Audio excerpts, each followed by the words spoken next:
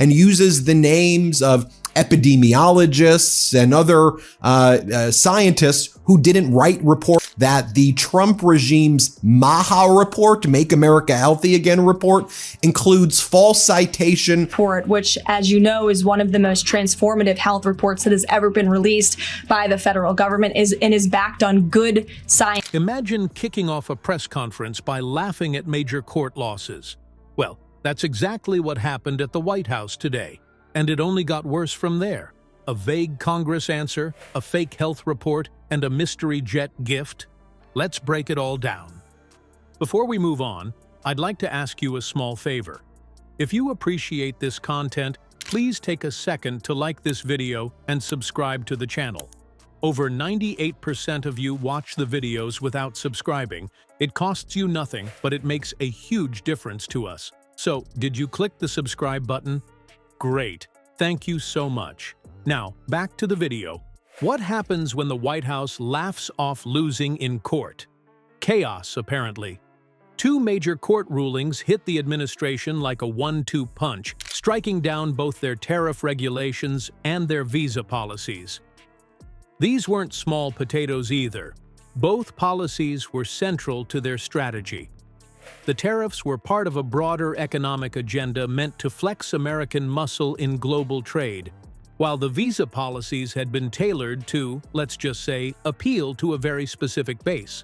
So when courts ruled both unconstitutional, it left the administration scrambling for answers.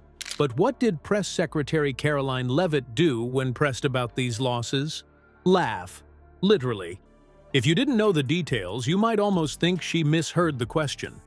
A reporter asked her to comment on the rulings, and Leavitt, in what can only be described as a weirdly casual brush-off, chuckled and said, "These things go through cycles." You could almost feel the collective, "Did she seriously just laugh at that?" ripple through the press room. Her tone didn't just feel dismissive, it felt downright baffling. A disastrous press conference just unfolded in the White House. Donald Trump's chief propagandist, Karoline Leavitt, seemed out of breath. With the MAHA report that are being addressed, and the report will be updated, but it does not negate the substance of the report. For policies this high stakes, the expectation was some display of urgency, or at least a coherent attempt to defend their position. Instead, her laughter landed like a bad punchline at a comedy club. And it wasn't just the laugh, it was what came after. Reporters immediately jumped in with follow-ups, asking why Congress hadn't stepped in to craft legislation that might prevent these types of court losses in the first place. It was one of those rare moments where the press actually had a unified front and their questions were razor-sharp. Leavitt stuck to her usual playbook, repeating vague phrases about ongoing discussions and seeking input from stakeholders, which basically translates to, "We have no idea what we're doing." When someone asked if the administration even had a backup plan for salvaging these policies, her response was to gesture towards Congress and say, "That would be a question for lawmakers." I mean, if anyone was playing a game of dodgeball that day, it was definitely her. It's not just the laughing, the vagueness, or the finger-pointing, it's what those things communicate. A recent analysis by media strategy experts found that dismissive or overly cavalier attitudes in press conferences erode public trust faster than bad policies themselves. People can forgive a mistake if it looks like you're trying to fix it, but when you act like it's no big deal, you come off as arrogant and detached. And let's not forget, these court losses impact real people. Whether you agree with the policies or not, businesses and individuals were already trying to adapt to these rules. With the rug pulled out from under them, the administration's apparent indifference felt like a slap in the face. The tension in the briefing room only grew as reporters, not satisfied with her vague remarks, began pressing harder. "Are you saying there's no legislative strategy in the works?" one asked. Another followed up. "Does the administration plan to appeal? Or is this just dead in the water?" You could see Leavitt's composure slipping, her smile starting to look more forced. She kept circling back to phrases like, "We're exploring options," and "It's an ongoing process." It may have bought her a few seconds each time, but not one of those answers offered anything concrete. You start to wonder if anyone in that room believed she even had the information. It was less like a press briefing and more like watching a deer in headlights, but the deer was holding cue cards and pretending everything was fine. What made the whole scene even harder to stomach was how much was on the line. Some economists had pointed out that scrapping these tariffs could massively affect revenue forecasts tied to trade negotiations. Meanwhile, the visa policy ruling directly impacted thousands of workers and their families, with immediate fallout for employment in sectors that relied on those workers. But instead of acknowledging these ripple effects, Levitt deflected, laughed, and avoided taking any real responsibility. It wasn't just bad optics. It left an impression that no one at the top had a grasp on what was happening. And the Senate, so why don't you just pass legislation? She laughs at the concept to fabricate a report based on literally fake articles. By the time the briefing wound down, the storyline was clear. This administration didn't just lose in court, they seemed lost altogether. And for a White House that prides itself on projecting strength, tying their supposed missteps to rogue courts and uncooperative lawmakers was hardly a convincing defense.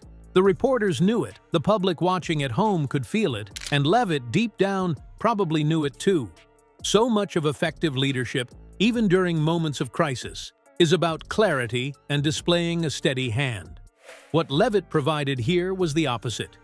If you thought her trying to laugh off the court losses was bad, just wait. Because next, we've got their attempt at health policy, complete with phony studies and imaginary researchers. Trust me, you'll want to hear how this one played out. What do you get when you mix made-up studies and fake authors? Apparently, a health report from this White House. It was called the Make America Healthy Again report, or MAHA report, and it was supposed to be some sort of golden ticket proving the administration's health policy was working wonders. President Trump asked the Republicans to control the House and the Republicans to control the Senate just to make a new law. They're made-up reports, so it seems that this MAHA report just used AI. Instead, it turned into a train wreck of epic proportions. To hear them tell it, the report was a masterpiece showcasing transformative progress in public health. But scratch the surface just a tiny bit, and you find fabricated studies, non-existent experts, and data straight out of thin air. At this point, you have to wonder, did they even Google this stuff first, or did someone just wing it on Microsoft Word?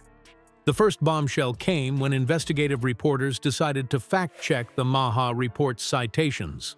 Spoiler alert, you can't fact-check something that doesn't exist. One of the most glaring issues was that several studies used to support the report's key claims simply didn't exist at all. They weren't hidden behind paywalls. They didn't come from obscure journals. They just flat out weren't real. And then, when journalists tried contacting the supposed health experts listed as contributors, some of these so-called experts denied having anything to do with the report. Imagine someone slapping your name on a report without asking and making you look complicit in one of the year's dumbest scandals. Now, here's where it gets interesting. Caroline Levitt, the administration's press secretary, had no problem defending the MAHA report when the press first questioned it. And uses the names of epidemiologists and other scientists who didn't write reports. That the Trump regime's MAHA report, Make America Healthy Again report, includes false citation. Report, which, as you know, is one of the most transformative health reports that has ever been released by the federal government, is backed on good science. She described it as transformative and a testament to this administration's commitment to innovation. You almost wish she had stopped there and left some room for plausible deniability.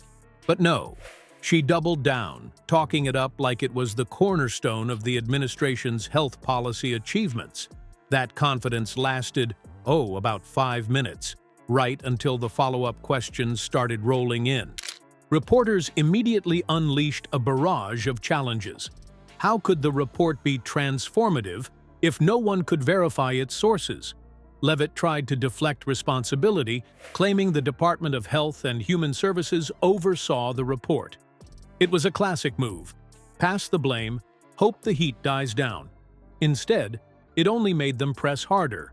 One journalist asked outright how the administration could defend a report built on a lack of factual grounds, and another hit her with the cold truth. Your so-called experts don't even acknowledge their involvement. What's going on here? Levitt's responses quickly unraveled into a mess of catchphrases and non-answers. She went back to the old playbook of ongoing discussions, and we're always striving for transparency. But how do you talk about transparency when your health report is essentially political fan fiction? By the end of her responses, it was clear she didn't know how to fix it. And honestly, could anyone? You can't slap duct tape on a report that might as well have been pulled from a high schooler's group project. But wait, it gets weirder. A hallmark MAHA Commission report that was released last week cites studies that appear to not exist. Yes, we have complete confidence in Secretary Kennedy and his team at HHS. I understand there were some formatting issues. A reporter asked if parts of the MAHA report had been written using AI, given how artificial the studies and data felt. The room collectively held its breath. Finally, a sensible explanation was on the table. Right? Wrong. Levitt completely dodged the question, brushing it off with, "That's a matter for the Department of Health and Human Services." So not only were they hiding behind a government department, but now they weren't even ruling out that artificial intelligence had helped construct this mess.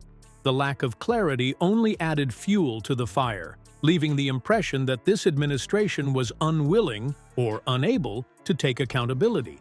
Here's why this whole debacle matters more than it seems.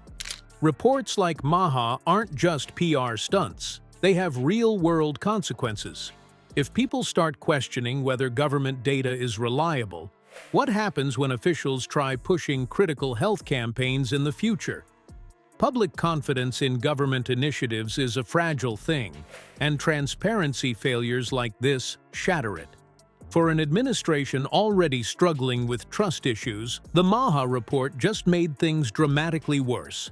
Instead of showcasing their achievements, they gave critics more ammo, and boy, did those critics come locked and loaded.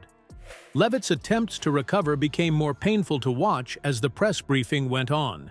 Every time she tried to spin the report as part of a bigger, well-meaning initiative, reporters shot back with harder-hitting questions. At one point, a journalist asked bluntly, "How do you expect the public to trust your commitment to health policy when foundation data is a complete sham?" You might expect a high-stakes response, something that at least sounded confident. Instead, Levitt came back with what she probably thought were comforting words about dedicating ourselves to improving transparency moving forward. Translation? We got caught, and now we're scrambling. The MAHA report was supposed to shift focus away from controversies surrounding the administration's struggling policies. Instead, it became a new controversy all on its own. The irony is almost painful. The more they tried to defend it, the less trustworthy they seemed. As far as cell phones go, this one might just take the cake, or at least a slice. Shoddy research, misleading data, evasive answers. The MAHA report wasn't just a minor hiccup. It symbolized everything critics have been saying about this administration's credibility problem. And if you're wondering how much worse it got, stay with me. Because next, we're diving into an even murkier mess, the mystery of that Qatari jet. Trust me, you don't want to miss it. From laughing off court losses to presenting a health report that reads like a work of fiction, this press conference wasn't just a disaster. It was a showcase of how not to govern. Caroline Levitt's casual defenses and evasive answers didn't just fail to smooth things over, they poured gas on the fire. Crisis management, more like crisis multiplication. And if fake citations and dodging questions are the norm, what does that say about their ability to handle actual challenges? One thing's obvious, the cracks are showing, and they're not going unnoticed. Stick around, this circus isn't leaving town anytime soon.